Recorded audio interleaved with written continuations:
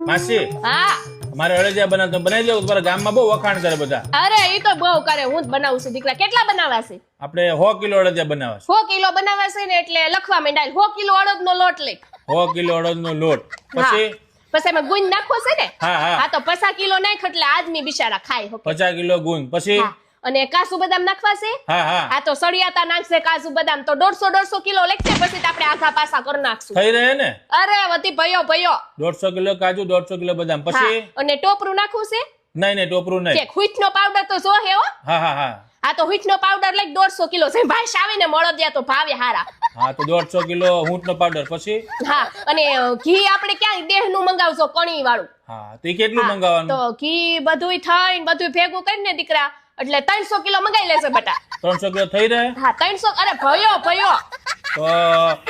ક્યારે આવું માસી કાલ આવશે કાલ બનાવી દઈશ હારા બનશે ને અરે